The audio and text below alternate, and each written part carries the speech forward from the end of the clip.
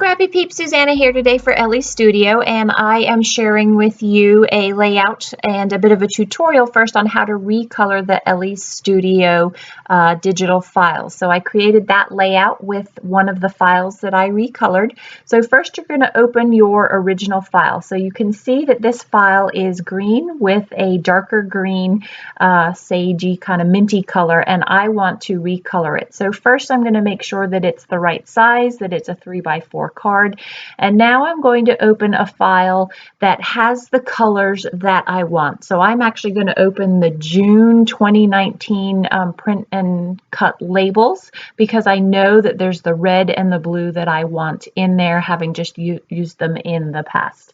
And so actually what I'm doing here is searching for the file, and I'm going to go ahead and open that. And then what I want to do is I want to get the eyedropper tool, which will be in the left-hand toolbar over there. And I'm going to use that eyedropper tool to pick up two colors. I'm going to pick up the blue in the foreground color, and then I'm going to switch to the little squares in that bottom left there to the background color, and I'm going to pick up the red. So what I'm doing here is I'm taking my eyedropper tool, I'm clicking on the blue, and you can see that blue there, and that's going to change the foreground color to blue, and I accept that. And then I'm going to click on the background color, so the bottom right square in the droppers. With my eyedropper tool, I'm going to go over the red square or rectangle, click on that.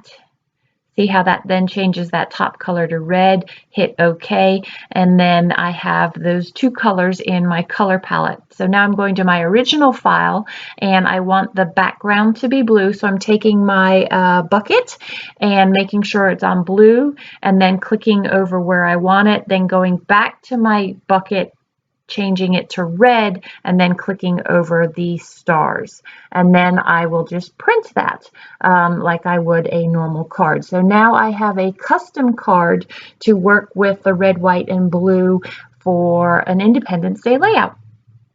Those of you who know me and follow my Ellie Studio work know that I often manipulate not only the digital files but also the cut files. So I've manipulated this digital cut file as well. This is a background of stars, and I have just taken the stars so that I have this photo corner in a way, and I'm backing it with one of the papers from the Summer Fun paper stack that was released this month, and there is the card, the custom card that I made.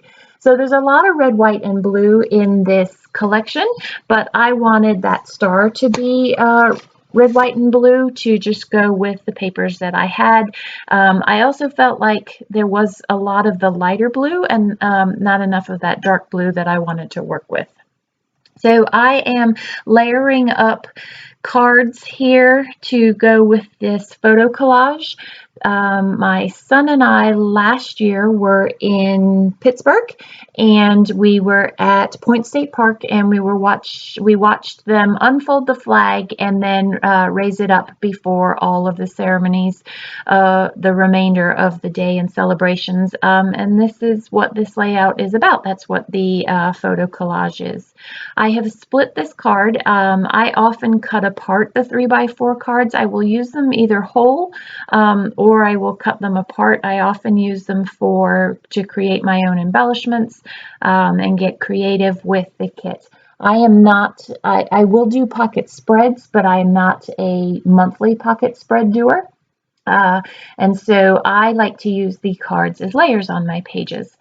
So what I want to do with this documented is I want to stamp, so these are just stars, it's just going to a border punch, and so it's going to just leave a bunch of stars, and I'm going to back that for a little bit of color. And I'm going to use that as a hidden journaling on my page. I have chosen hidden journaling on this page, not because I want to hide the story, but more for the benefit of I have a lot going on the page, and I don't want the story to get lost in the page and become competing element on the page with all of the goodies that are there. So there are 3 sets of wood veneers that are released this month in June. And that 4th of July is one of them, and it is perfect, obviously, for this 4th of July page, so I'm going to go ahead and do that. This is me creating the pocket page. I have some Gina K Thermo Web double-sided tape. I love this tape for 2 reasons. One, it sticks really well, and second, it's terrible, and so you don't have to have your scissors. And when I create pockets for my hidden journaling, I like to put down a layer and then overlap the tape so that I have a nice secure pocket. I made a mistake there, and you can see how I actually put my tape over my pocket, which means that I am no longer able to remove it. And I will discover this mistake when I go in later. You'll see in the layout, because I'm actually going to trim down this card. The top where I've got the stars is way too big, and it stands out like a sore thumb. There isn't balance in all of those paper layers there, see? And so I will go ahead and fix that. So I'm working on the fine detail of getting this wood veneer down. I like to use liquid adhesive for that. So I'm going to I've got my fine tip applicator on there, and that looks perfect to fill up that red space there. And then just a couple more layers that I'm going to put in. I have all of the, not all, I have the red, white, and blue embellishments that I've pulled out. When I make a page, I like to pull out all of the matching color elements, and they're all sitting in that little container in the top left there. When I did the punching of the journal card, the 3x4 card that says documented, it left some remainder stars that I'm going to go ahead and use. Right now, those are the cut aparts that are part of the, so those labels that have, like the one on the left says notes from today, and that is actually from the cut aparts. And then there are some that are actually the June labels, and they look very much the same. But the great thing about the cut aparts is that you can also recolor those if you want as well. I actually had recolored one of them that was red and blue, but I wanted the splash of red on the side there. I needed a few more red elements, and so that is what purpose that is going to end up serving. So I also used one of the chipboard stars in the top left there. There's a lot of stars in the layout, but I felt like all of the layout was more left heavy, and I wanted something on the top right to balance that bottom left. Because of that big star in my custom journal card, I felt like I needed something to balance that, and that star and that little label that says time to celebrate in the top left create that balance across the page there. I am also going to pull out those chipboard stars again, and I'm going to use a small blue one on that bottom left corner there. Those two little stars look funny hanging out there by themselves. So this is where I have discovered that I've tacked down the journal card, the hidden journaling, and B, where I really want to shorten that for a little bit more symmetry on the page. So I will go ahead and redo that. And in the process, I decide to back it with that same blue that I've backed the corners with, this blue here, again from the paper stack that is available this month.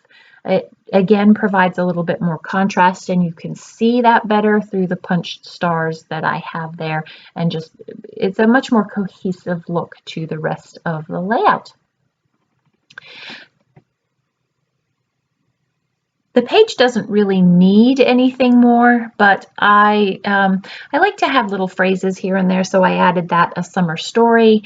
And then I really want to put something in that little space there, that red space. I want to leave it as white space per se, but I feel like it needs a little something, and so I'm going to put these banner stickers here. These are perfect for celebrations, and I can't remember what I first put, but I'm going to do the Suzanna title shuffle as I always do.